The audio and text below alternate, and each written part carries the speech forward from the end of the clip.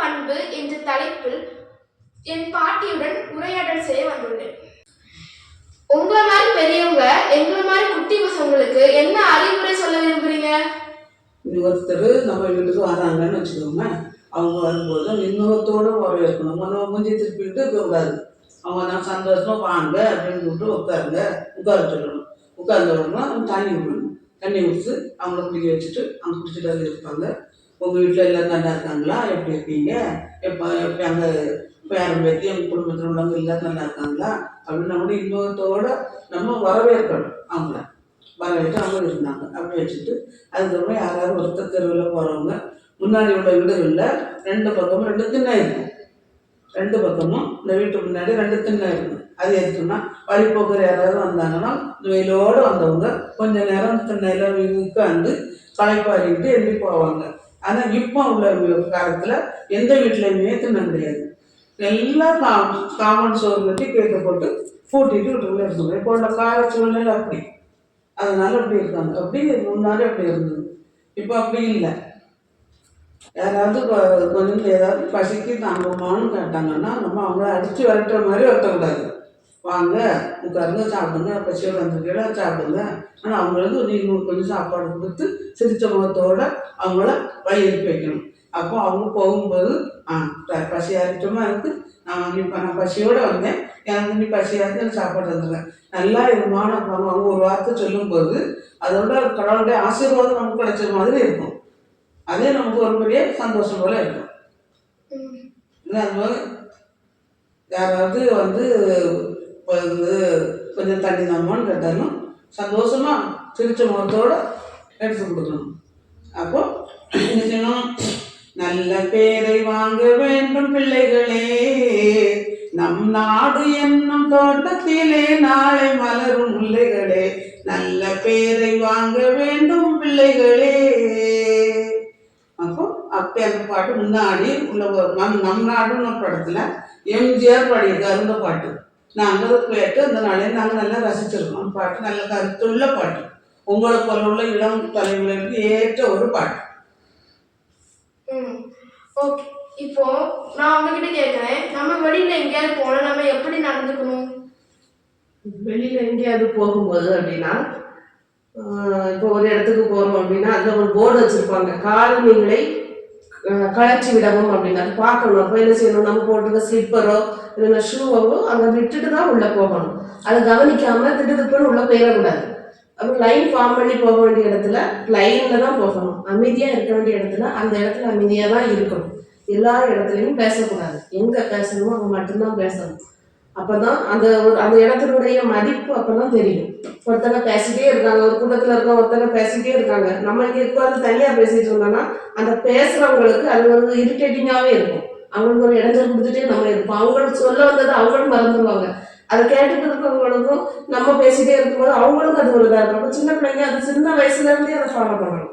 ஒரு இடத்துக்கு போகும்போது அமைதியாக இருக்கணும், மற்றவங்க சொல்றத கவனமாக கேட்கணும், அதிகமாக கேட்கணும், குறைவாக பேசணும். பெரியவங்க முன்னாடி நம்ம எப்படி நடந்துக்கணும்? பெரியவங்க முன்னாடி நீங்கள் உட்கார்ந்து இருக்கும்போது அந்த காலை அப்படியே ஆட்டிக்கிட்டு இருக்கக்கூடாது. அது அவங்களுக்கு மரியாதை வரும். அவங்களுக்கு நம்ம மரியாதை கொடுக்கணும் பெரியவங்களுக்கு. அதுபோக அவங்க எதிர்த்தாலும் உட்கார்ந்து இருக்கும்போது நல்ல அடக்க ஒடுக்கமாக நல்லபடியாக இருக்கணும். அதே போல் ஸ்கூலில் போனாலும் நாலு பிள்ளைகளோட பேசி சிரித்து விளையாடி டீச்சர் வரும்போது எழுந்திரிச்சிட்டு தான் அவங்களுக்கு வணக்கம் சொல்லணும். அதுக்கப்புறம் பிள்ளைகளோட இருந்து எல்லா பிள்ளைகளும் சகஜமாக பேசி 30 ஒரு உதாரணத்துக்கு சப்போஸ் நீங்கள் 30 பேர் இருக்கீங்கன்னு வச்சுக்கோங்கன்னா ஒரு கிளாஸ் இருந்தால் அந்த 30 பேரும் ஒரு தாய் பிள்ளைகள் போல சந்தோஷமாக சமாதானமாக ஒற்றுமை எல்லாரும் படித்து நல்ல பேர் நாளைக்கு நம்ம பிற்காலத்தில் நல்ல பேர் எடுக்கணும், நம்ம தாய் தகப்பனுக்கு நல்ல பேர் வாங்கி கொடுக்கணுங்கிற எண்ணத்தோட நீங்கள் படித்து முன்னேறணும். நீங்கள் படிக்கிறது கல்வி ஒருத்தருக்கு மற்ற செல்வங்களை திருடன் திருடிட்டு போயிடுவான். பணம் காசு பொண்ணு பொருள் இருந்தால் திருடன் கொண்டு வரணும். கல்வி யாருக்கும் கொடுத்துருவாங்க. உனக்கு இருந்தால் உனக்கு தான் சொந்தம். நீ படிச்சேன்னா நாளைக்கு பிற்காலத்தில் உன் குடும்பத்துக்கு தான் அது சொந்தம். உனக்கு வருங்கால சந்ததிகளுக்கு நீ அதை படித்து கொடுக்கும்போது அவங்களுக்கு அது யூஸ்ஃபுல்லாக இருக்கும். புரியுதா? அதுபோக டீச்சர்கிட்டையும் கொஞ்சம் மரியாதையாக பெற்றவங்க மரியாதையாக இருக்கணும். நம்மளுக்கு எங்கே நம்ம எங்கேயாவது வெளியே போகும்போது நம்ம படிச்சுட்டு வந்த டீச்சர்ஸ் கண்டா பார்த்துட்டோம்னா அவங்களுக்கு மரியாதை சொல்லணும், வணக்கம் சொல்லணும். புரியுதாமா?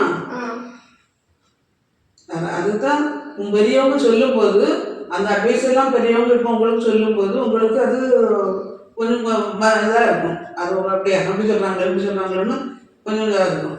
அது மூத்தோர் சொல்லும் முதிர்நெல்லி கனியும் முன்பு கசக்கும் பின்பு இனிக்கும். முதல்ல நம்ம சொல்லும் போது உங்களுக்கு புரியாது. நீங்க அது உடனே இந்த பாட்டி வேற வேலை இல்லையா பாட்டி